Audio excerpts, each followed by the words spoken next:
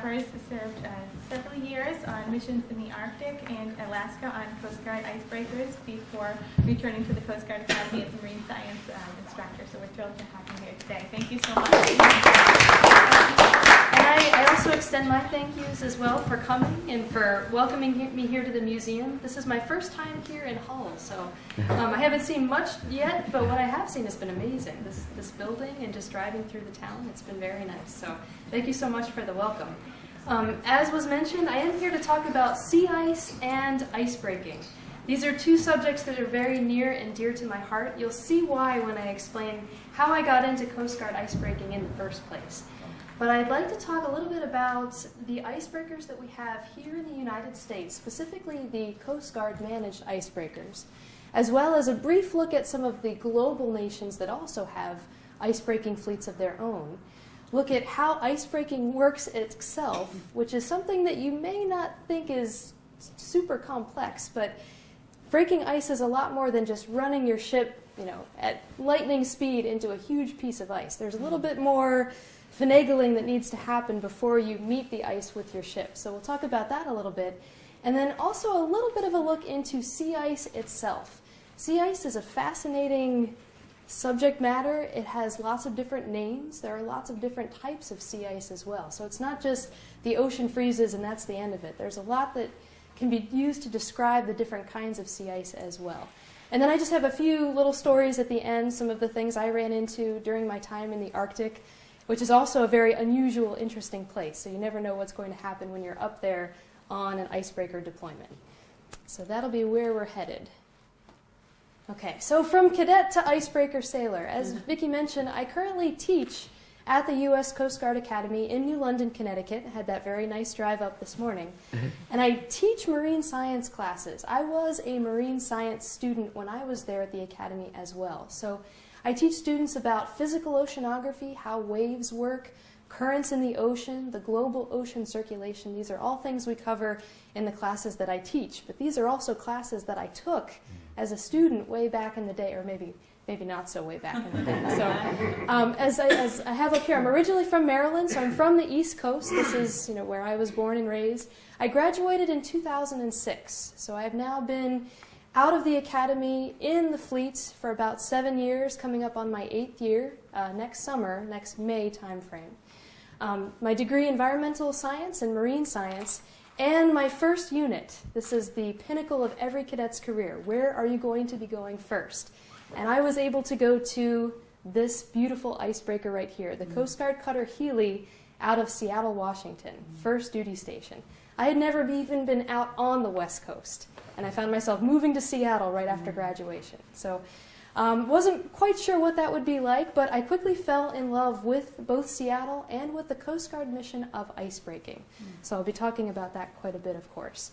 The other note you see down here, though, I have a master's degree in physical oceanography from the University of Washington. This was actually a Coast Guard funded degree.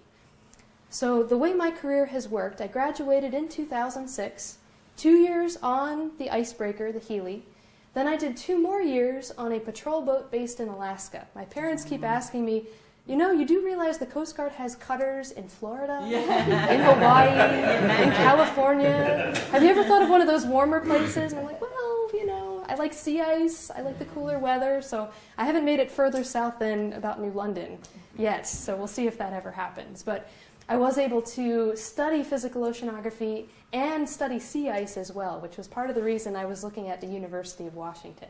They have some sea ice studies that they work on. So definitely, you can see I was kind of, as I say on the next slide, bitten by the sea ice bug on my first cutter. These are some pictures from when I was a graduate student. Here I'm working with a Russian student. We were doing a joint operation called Rusalka, which is the Russian-American long-term census of the Arctic. And so I got to do my thesis on some sea ice work. We were looking at the volume of sea ice that goes through the Bering Straits in a given year. So the Bering Strait, of course, between Alaska and Russia, very, very narrow channel. It's only about 10 miles or so wide. But there is a lot of sea ice that flows into and out of that channel. So we were looking at how much ice is actually moving through, both moving from north to south and then south to north as well. So again, sea ice continues along that from point to point in the career. All right, but now let's actually get into the icebreakers and into sea ice and how it works. This is a chart. I know this is very difficult to see, but this is a representation made up by the Coast Guard showing icebreakers around the world and all of the nations that have icebreaker fleets. So you can see up here, this huge block, the top block here, this is Russia. And see if I can get the numbers up here. So Russia has a total of 37 icebreakers currently. 8 are planned in the works. So that 37 does include the 4 that are under construction. Right after Russia, we have Sweden and Finland. They both are tied at 7 icebreakers apiece. Canada bringing up a close third place, you could say, because the second 2 are tied. And then finally, the United States. So we come kind of around the middle of the pack here in terms of the icebreaker fleet that we do have. Of these icebreakers, we have one that is currently chartered by the Shell Oil Company. We have one we were just talking about before this presentation. There's another one that's been built by the University of Alaska. That one's still in the works, kind of getting underway so that it can go do scientific missions. The Coast Guard has 3 icebreakers, but operationally right now we only have 2. And I wanted to show you the different icebreakers that we do have within the United States fleet, just so that you can see where these 5 icebreakers fall in terms of who's using them and who is managing them. So we have the Nathaniel B Palmer, commissioned back in 1992. This is a boat that's chartered by the National Science Foundation. The Palmer tends to go to Antarctica quite a bit. So a reminder here, we have 2 polar regions. We have the Arctic up north, thinking North Pole, Santa's house, all up there in the Arctic. And then the South Pole on the other side is where we have the South Pole, of course, and places like McMurdo Research Station, way down at the bottom of the world. So the Palmer tends to go south quite a bit, very capable, very strong icebreaker. This is the one I mentioned that is currently chartered by Royal Dutch Shell. So this is one that's being used for commercial purposes. You may have heard that with mineral deposits and oil deposits being discovered in the Arctic, there's a lot of interest in who owns which part of the Arctic seafloor. Russia put a flag down a few years back. There's a lot of tension, I guess you could say, with regards to who's going to get to use those, who decides how they get to be used. So a lot of exploration going on up in the Arctic right now to locate reserves of oil and minerals and other fuel substances. Okay, now we get to the Coast Guard side. This is the side that I'm excited about. These are our boats, our icebreakers. So we have the Polar class cutters. There are 2 of them. They're 2 sister ships. The Polar Star, which is hull number 10 here on the left, and Polar Sea on the right, which is hull number 11. I did mention earlier that we only have 2 out of our 3 icebreakers operational right now. The Polar Sea is the one that is down. The interesting thing is when I was stationed out in Seattle, Polar Star and Polar Sea are based at the same Coast Guard base where the Healy is. When I was out there, it was swapped. So Polar Star was in a caretaker status. Polar Sea was still operational, going out and actually doing some Antarctic research as well. So that has since swapped. The Polar Sea's engines seized up in 2010. So she's been kind of standing by at the pier. They're still trying to decide what to do with her. Originally, she would have been decommissioned by now, but you know, we're looking at multiple options, both at the Coast Guard level, the congressional level, and further up. So we only have 1 out of the 2 there. But here's the one where I was stationed on for 2 years. This is the Coast Guard cutter Healy. She is the newest seagoing icebreaker that the U.S. Coast Guard has, so commissioned in 1999. And an important note here, too, is that building an icebreaker, as I have learned over the years, is a long process.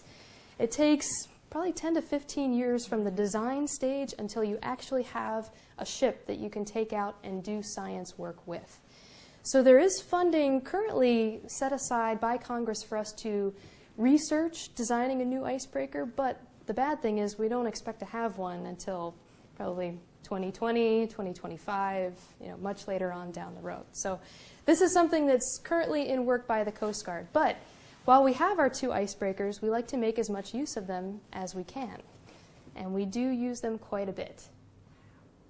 So here is the icebreaker matchup. This is the Polars versus the Healy. they each have strengths and differences. And if you saw on the previous slide the commissioning dates, let me just go back. Okay, so we have 1976, 1978. So the Polar class has been around for a while.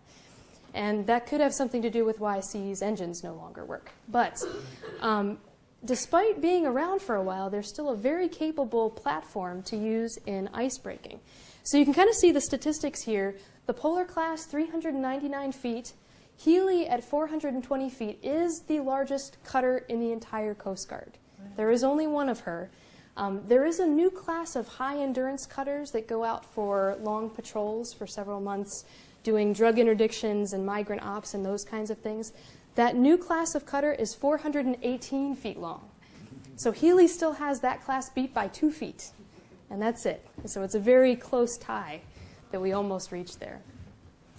And in addition to having that difference in length, we have Healy at 420. She weighs 16,000 long tons. So Polar Sea, Polar Star are not very far behind, but they're about 3,000 long tons less in terms of mass, in terms of weight. So in terms of which one has more mass to throw behind her as she's breaking ice, Healy wins that tie. But the interesting thing is that these two icebreakers, the older ones, are actually more powerful. And you can see that in terms of how much ice they can break. So Polar Star, for example, can break up to 6 feet continuous ice. So that's, I'm about 5'4", so if you tack on another ruler over my head, that is the thickness of ice that this cutter can break. And that's steaming ahead pretty slowly. 3 knots is not winning any kind of speed records, but that's a continuous steaming. We can break that kind of ice. We can open up channels to allow, especially down in Antarctica, traffic to come into and out of the McMurdo research base down there. So Healy, not quite as much, 4.5 feet thick, going continuous in terms of breaking the ice. But both of these platforms can also do something called backing and ramming. And that's where the ramming speed does kind of come in. Although, and something I learned when I was first being taught how to drive in the ice, you actually want to approach the ice at a pretty slow speed. So you want to kind of ease into it as much as you can rather than kind of smacking up against a brick wall of ice. And because both of these platforms take on a lot of junior officers like myself, and like I was coming out of the academy, you do have those situations where the student ship driver hits a piece of ice wrong and the ship suddenly lunges to one side or another. I will admit I destroyed dinner one night on the Healy. I was approaching a ridge, and I'll show you a picture of a ridge in just a few minutes. So a ridge is kind of a mountain of ice. They are very hard and unforgiving. And I thought, I can break this ridge. I've got a 16,000-ton ship. This is no problem. So I was backing and ramming. I went back, came up to break through the ridge, did not break through the ridge, slid down the side of the ridge. So we were doing about 0.2 knots ahead and 3 knots sideways. And I'm just up in so there's an aloft conning tower here where you can see a lot better in terms of where you need to go in the ice. So I was up here, very top of the ship. I had the wheel in my hand and the throttle, and I'm just like, oh no, oh no, oh no. And then the phone rings, and it's the captain. And we had a very nice captain at the time. He's like, hey, how's it going up there? And I'm like, sorry, Captain, it won't happen again, sir. I'm going around the ridge now. He was like, okay. But when I got down to the mess deck that night, oh goodness. The cooks were grumbling. Who was driving up there? Who knows who was driving up there when that happened? Like, could I have some chicken, please? just going to go sit quietly and try not to draw attention to myself. So there are some interesting nuances to driving icebreakers. I did want to show kind of a demonstration here, though, in terms of shape differences. So I'm going to put this down for a second. So I have a football, and I have a shoebox. One of our Coast Guard cutters is shaped more like a football, and one is shaped more like a shoebox. This is the Polar Star. She is the football. The Polar class is also known as the Polar Roller class. You may have heard that sometimes. People call icebreakers polar rollers. So when the Polar Star is in the ice, she slides through very gracefully, very effortlessly. She turns well, all is great. But when she's transiting to get to the ice and she's in 30-foot seas, she does a lot of this. So she does roll out in the open ocean. I've heard up to 30-degree rolls side to side. There's a motto we have in the Coast Guard, secure for sea. You have to do that on an icebreaker or you'll have things becoming missile hazards and flying all over the place. So that's the Polar Star. Polar Star we tend to refer to as an icebreaker that can do science. So she is an ice-breaking powerhouse. Then we move on to the shoebox. Healy is the shoebox. So in open water, Healy is stable. She does not rock around much at all. You can be in 15-foot seas and barely feel it. So she's also called the Cadillac of the Coast Guard. Our captain, the same one who called up when I was falling off the ridge, liked to call her the Cadillac of the Coast Guard. So she is stable. But there's one problem when she gets into the ice, where Polar Star and Polar Sea can wind very nicely around. Healy's got hips. There's no other way to say it. And sometimes those hips get stuck. And that was one of the reasons why I was trying to break through that ridge, was to try to avoid some of the lead that was closing in behind us. So you have to be aware of what shape your icebreaker is in when you're breaking ice. It changes your strategy a little bit. And there are benefits both ways. You know, more mobility in ice, Healy more stable. Healy herself, unlike being an icebreaker that does science, we say that Healy is a science ship that can also do ice breaking. So a little bit different focus, but both useful to the Coast Guard in terms of what we're trying to accomplish with our ice-breaking fleet. All right. So the types of sea ice that these icebreakers are working in. You already know ridges now, based on my story of falling off of one. But we tend to group ice into two categories. We have our young ice and our older ice. So first-year ice is the young stuff. So it's not more than a year old. It hasn't had to survive a summer yet. And it's pretty thin as well. So 30 centimeters up to 2 meters thick. Not very much in terms of compared to other types of ice that we see, both Antarctic and Arctic. But when you think 2 meters, I mean, that's still pretty thick ice. And that's after 1 year of being able to freeze and develop. So it is sizable at times, but it's nothing compared to the multi-year stuff. This is the stuff that forms ridges. And one good indication that you're looking at multi-year ice is the color. Blue ice, while it is beautiful, is bad to hit with your icebreaker. We steer clear of the blue ice as much as possible. And actually, while ice breaking, the rule of thumb is to steer clear of the ice as much as possible, which I was pretty confused about when I first got to the icebreaker. I was thinking, all right, let's break ice. This is an icebreaker. And they said, no, we go for the light stuff if we need to. If we have open water, hey, go for the open water. And I was like, really? I thought that was the whole point. So we do try to take kind of a conservative approach there, which is a good thing. So some of the cool different types of ice that we will see.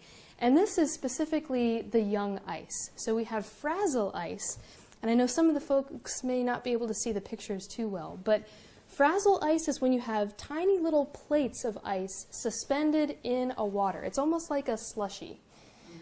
So it's before the ice has really frozen and started to look like any kind of ice sheet or ice plate.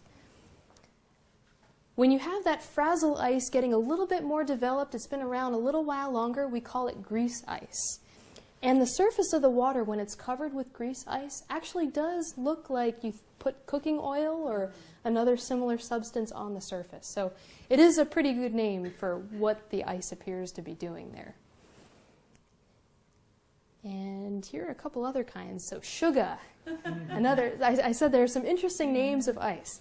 So with sugar, we have kind of an accumulation of small little white lumps in the ice. This is, again, as it's still getting to the point where it's forming ice sheets. So this is the early stage. This is maybe infant ice. If we were saying young ice, this is still getting to the point where you have any kind of plate floating on the surface. But from sugar, we go down here. And can anyone see what these tend to look like, these little circles here? Exactly. Lily pads, something flat that lays on the surface of the water. We call it pancake ice.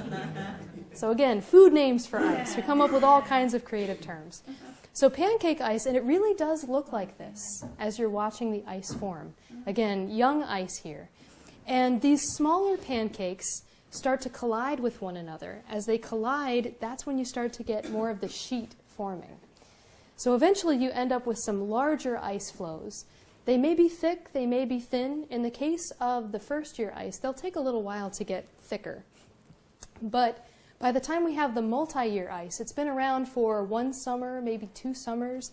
That's really the hard stuff, the stuff that you don't want to hit with your icebreaker, the stuff that will probably be around for a number of years into the future. Okay, and a quick summary of what to hit and what not to hit with your icebreaker. So, okay. So this is nice light ice here. You can see there's some open water. I know that may be tough to see. If you have open water near you in your icebreaker, you are in great shape. Because you can either drive in the open water or you can use that open water as relief. So if you drive into a piece of ice, that ice will break and then the ice will move out into the open water sections. So open water is a great thing to have. And this is what it looks like when a cutter is actually entering into the ice for the first time. So as Healy in this case is approaching this ice line, she would be doing maybe 3 knots tops, which is not fast, because we don't want to gain a lot of momentum in the open water and then maybe misjudge how thick this ice is. And again, that gets back to the idea, you're running brick wall, and not a good thing to do with your ship. So what's not okay to hit, these are those ridges. This is what you do not want to hit. If you see this from the aloft con in your icebreaker, that you need to reconsider where you're directing the ship. And you can even see here we have big ice blocks that pile up. If you were standing close to this, you might be able to see that beautiful light blue color, which shows you that there are large, thick pieces of ice that have piled up on top of one another. This usually forms when you have 2 ice plates that have been pushed.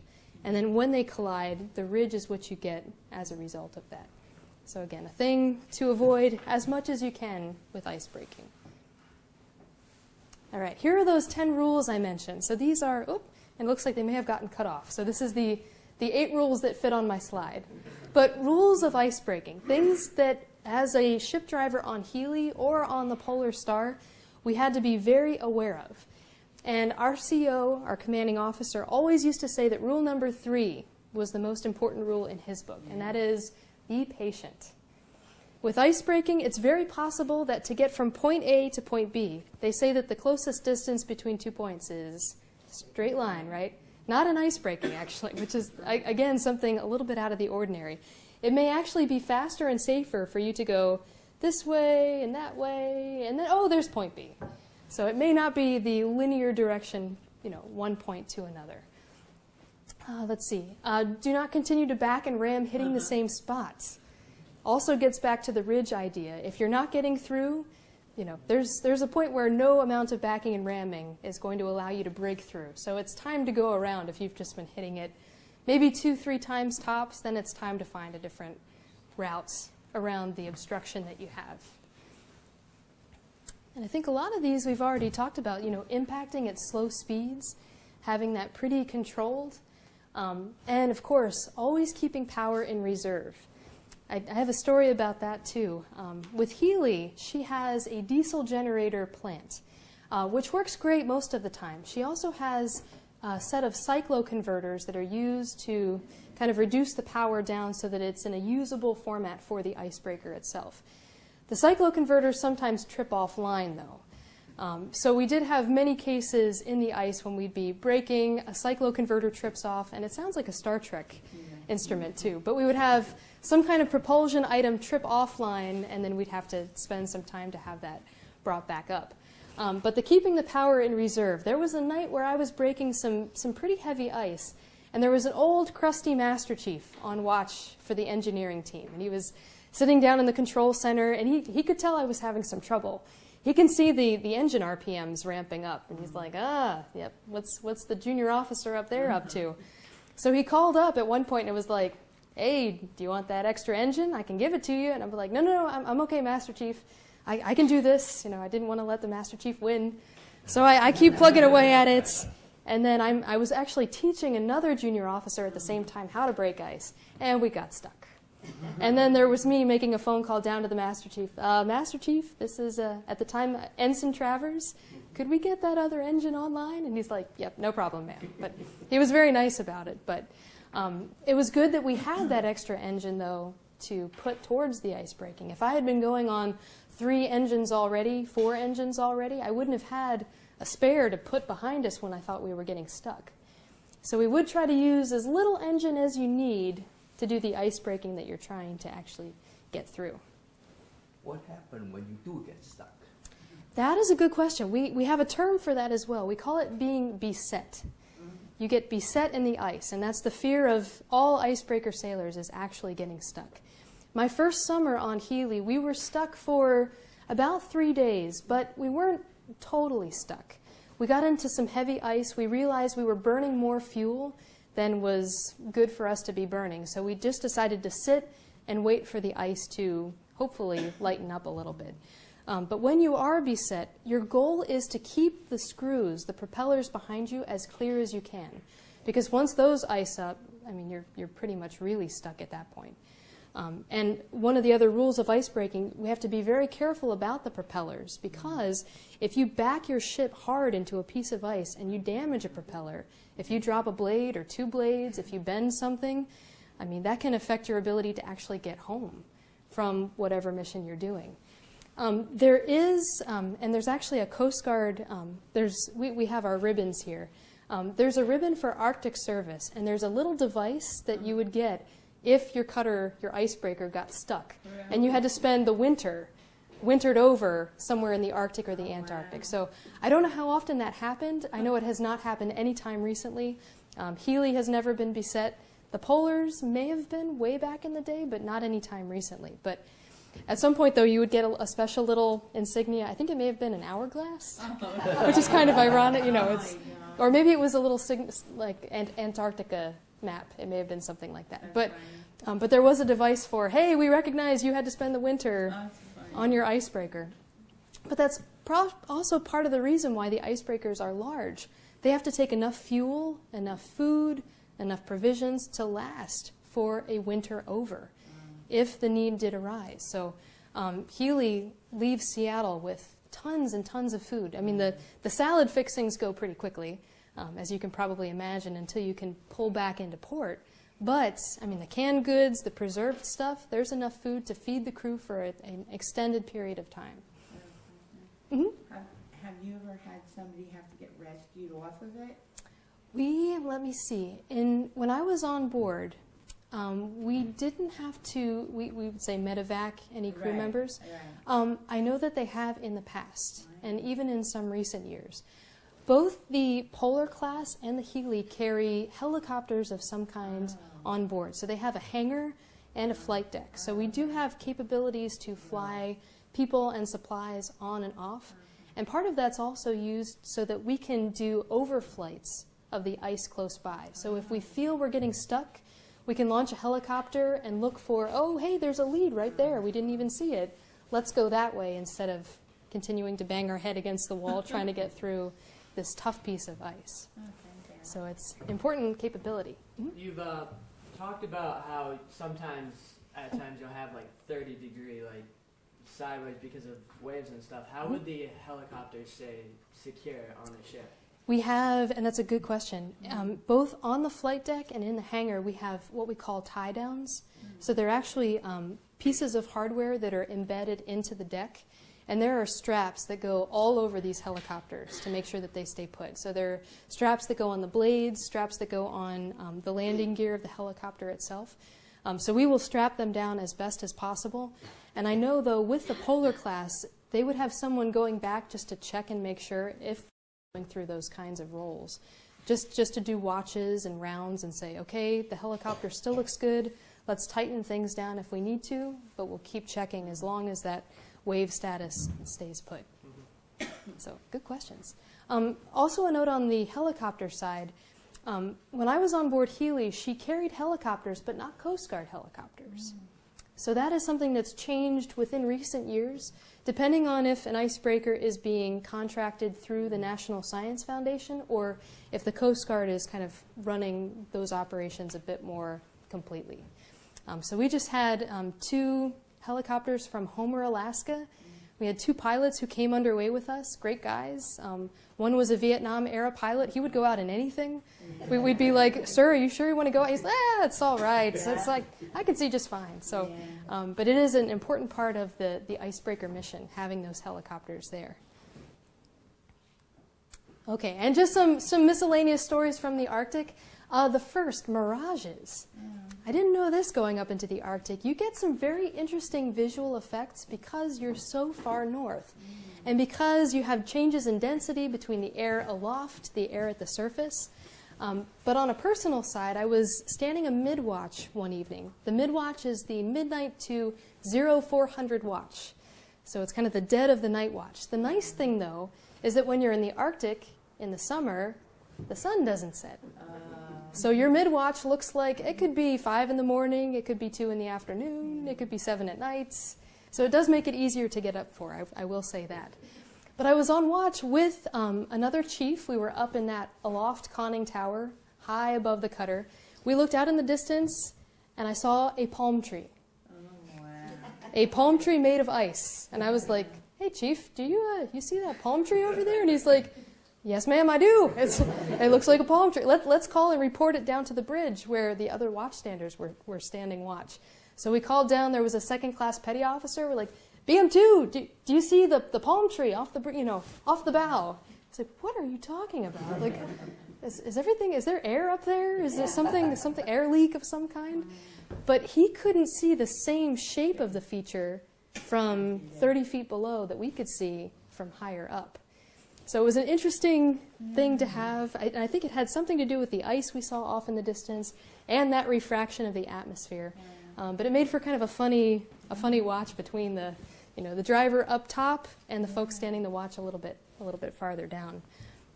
These mirages, though, sometimes you'll also see things like mountains upside down in the sky in the distance.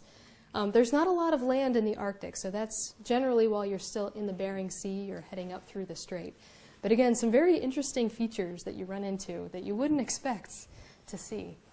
Of course, we call these the charismatic macrofauna, the critters that we see up in the Arctic. Healy does see polar bears quite a lot, as well as seals. There are ribbon seals. I don't have a picture of them, but they're a darker colored seal that has kind of a white stripe, a set of white stripes running all over their body. So it looks like they're wrapped up in ribbons. So we do see those as well. The polar bears in particular, sometimes they are very curious about what this giant red thing is coming through their neighborhood, and other times it looks like they could not care less. So I remember passing one day, and the bear was just kind of like sitting on its paws, like looking at us like, yep, there it goes. Couldn't care less. But when we do put scientists and people on the ice, there's usually someone whose duty it is to make sure that if there are bears in the vicinity, that they're staying far enough away so as not to be any danger to the people who are on the ice. So we are very careful about that. And ice liberty. So liberty for a mariner. Does everyone know what liberty is? Liberty. Free time, right? Give me liberty. Yes. Free time? Yes. Yeah. Especially, and time off of the ship. Yeah. So if you've been underway for a 2-month patrol, you pull into a port and you have liberty. You go out and you see things and you walk on land and you probably stagger around a little bit trying to get your land legs back underneath you. But when you're on an icebreaker, especially in the Arctic, there's no land for an extended period of time. So we make our own land. The ship will pull up to a sizable ice floe, something that's nice and thick that will support people. And then we just put over what we call the brow, just like a gangplank. And this is an example of a football game taking place on a floating piece of ice.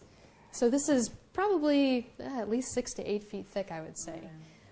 But we make our own land because there's really no ports to get off and kind of explore. So it is pretty fun walking on ice. It doesn't feel much different than walking on land, though, to be honest. It's just like you walked across a snowy, icy field.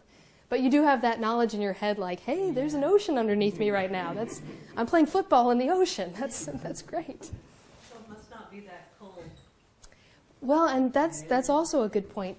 Healy goes up to the Arctic, and also Polar Star. They do their Arctic deployments in the summer months. And the Polar Star will go down to Antarctica during the Antarctic summer months, which is our winter months. And actually, the Polar Star just left, I think, this week or the past week for a long deployment in Antarctica. So it's not as cold as it could be when Healy and Polar Star are in their respective polar operational modes. Another note about that, the difference between the Arctic and the Antarctic. So Antarctic ice tends to be thicker than Arctic ice. So if you imagine the Arctic, we have an ocean that's surrounded by land. And in the Antarctic, Antarctica is a continent of its own, right?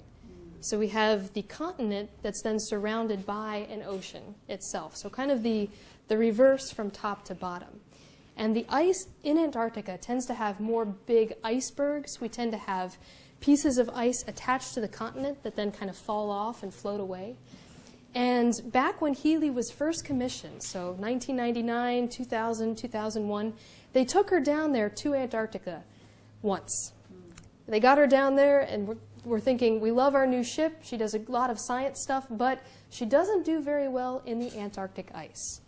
So because the Polar Star and Polar Sea are stronger icebreakers, they do much better breaking out McMurdo Station down in Antarctica. Healy, for the most part, will just stay in the Arctic range. So still a lot of use that we get out of her, a lot of science mission supported, but they tend to keep them set to one region over another. So kind of a note there. That's kind of all of the things I wanted to tell you for sure about icebreaking and sea ice, but I'd be happy to take any questions you have. I know there have been great questions coming so far, so please feel free to ask. Yes? We see pictures of ice that is well beyond meters high. How does it build up to that? A lot of that ice comes from glaciers, actually. And we have some large pieces, we call it calving, when the ice comes off of a glacier. So most icebergs you see are distinct from sea ice. So sea ice forms when the sea surface freezes. Icebergs tend to come from glaciers, where we have things breaking off of giant pieces of land-fast ice, ice that's actually attached to a piece of land. And then those can float all the way down from, definitely kind of the North Atlantic side. The Coast Guard also has the International Ice Patrol, which was formed after the Titanic sank back in 1912. So you can see how far south those pieces of ice from the Arctic can make it down into North Atlantic shipping lanes. But that's kind of the distinction between the two. There is some elevations that can be found in sea ice with that ridging. So as two sheets meet one another and form that kind of ridgy region, that can build up over time too, because we have things like snow coming down in the Arctic, so you can get snow piling up. Then that snow melts, so it adds kind of an ice layer on top, so you can also have it building up that way. But the giant icebergs, those tend to break off of glaciers in various places. I've seen them take ice samples, Mhm. the cores. Can you explain that? Who's Sure. doing that? Actually, we've had a number of scientists on Healy who have used ice coring equipment. So basically, they'll set up this apparatus and they'll drill an ice core, usually some kind of dimension about this size, and just a long piece of ice. They'll go as deep as they can. So the length will depend a little bit on how thick the sea ice actually is. But using that ice, in some cases they can date it, so they can figure out how long the ice has been building up over time. But there's also a category of organisms that lives inside of sea ice. So we see algae all over, our coasts, our swimming pools, everywhere. There's also algae that manages somehow to live in sea ice. So you can look at those ice cores and sometimes see a band of, a green coloring or black coloring, and that's those organisms that manage to make their home frozen into the sea ice. Thank you. So, yep. There, yes. With the climate change. Yes. And as you mentioned, I think before the lecture, like Russia's Yes. putting down, fight for natural resources up there.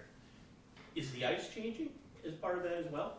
It is indeed. It is, and it is changing quite a lot. Within recent years, we've been checking the coverage of sea ice and the thickness of sea ice every summer, which is when most of the melting occurs. So back in 2007, we had the greatest melting of ice during the summer that we had ever seen. And that's in terms of coverage and also the thickness of the ice. So 2007 was hailed as this major climate, event that we had seen. The ice was thinning, and it was becoming much less extensive. And the scientists didn't really predict that that would happen. So there was a lot of surprise, too, and then trying to figure out why it happened. And then within recent years, and I think 2013, it was either 2013 or 2012, blew 2007 out of the water with even less sea ice and thinner sea ice. So the trends that many scientists have been seeing is that as things are getting warmer in the Arctic, more ice is melting. So we have less first-year ice that actually makes it to the multi-year stage. And over time, we actually have some multi-year ice, the hard stuff, the stuff that used to never really melt away, that is now starting to melt as well. So we have noticed changes in sea ice in recent years. And there are always some questions, how much of this is recent changes, how much of this has been happening over time. And it's tough because up until a certain point, we weren't really able to go to the Arctic and see what was going on there. So it's only within the last 100 years or so we've had icebreakers going up to see what the sea ice looks like. So hopefully we can continue sending these ships up every summer to get more data, see what the thickness looks like. And of course, with satellite capabilities now too, we have more great tools to see, well, what is the coverage? How much of the Arctic Ocean is covered by ice at one point in time? And we can look at that to see how those trends are changing too. Yeah, I'm curious if we accumulate somewhere else. And it seems like for now, the ice has just been decreasing, which, and there's the link between sea ice and sea level rise, and kind of a blessing in disguise for the Arctic region. When you have ice floating on the surface of water and it melts, it doesn't change the sea surface height at all because it was already part of that ocean system. However, in Antarctica, where you have pieces of ice falling off of the land and then melting, that can contribute quite a bit more to sea level rise. So something we're kind of keeping an eye on as the decades progress along to see if this trend continues or hopefully if we start thickening the ice back up again, which is pretty critical to organisms like the polar bear, walrus, and a number of other species there too. Have you heard of an incident where an icebreaker actually had to be towed out because it was so stuck for so long? Towed out. I have not. Okay. And I'm thinking about the feasibility of it. It could be done. I know Healy has done drills where she has towed another vessel. So I think something could tow Healy hypothetically, but it would need to be. I mean, to tow 16,000 tons, you'll need quite a bit of muscle. An interesting note, though, is a few years ago, the town of Nome, Alaska, kind of up on the as you're entering up into the Bering Strait, was getting really low on fuel. They missed a fuel shipment coming into the winter months. So Healy was actually diverted. She was getting ready to finish up her science and go back down to Seattle for Thanksgiving, for Christmas, for New Year's, and got the call, hey, we need you guys to help escort a Russian fuel barge to bring fuel to Nome, because they really need fuel. So Healy has been involved in helping others in fueling operations in the past. Fortunately, she hasn't come to the point of running too low herself. But yeah, I recommend if you, I know I don't have YouTube up here, but there are some great videos on YouTube of Healy, and the name of the barge was the Renda. So you can see Healy and Renda kind of moving their way to Nome.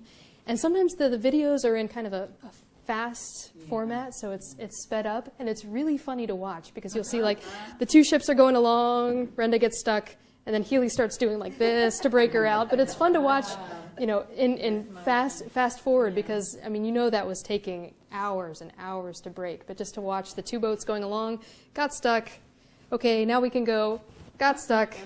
But you can imagine how long it took them, number one, to get to Nome, then to have the fuel offloaded, and then they had to out. They had to, we got Renda here, we need to get Renda out back to Russia. So they had to do kind of the reverse, all on the other side. So I talked to some folks who were there for that trip. They said it did get intense. at some points, but they did a great job, and they really helped out. I mean, Nome would have been in a bad way if they hadn't gotten that fuel shipment. The whaling, I don't think it's as a hot button topic in the Arctic as it is in some other areas, but in the Arctic, it's really the natural resources issue. And there are, basically the debate is who owns the sea floor and how far does a nation get to claim from their coastline? How far out does their ownership of that land go? And there's a lot of debate right now going on about that. And then I don't know if there's been a lot of nations trying to claim the same piece just yet. But it's really the fight for, can we get the oil reserves that are up there? We think there's a lot down there.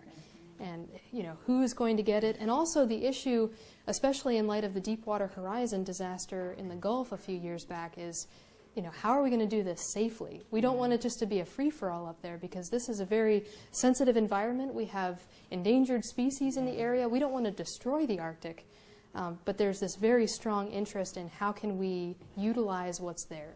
We want to use the Arctic, but there's that conservation side as well. Yeah, thank you. Sure.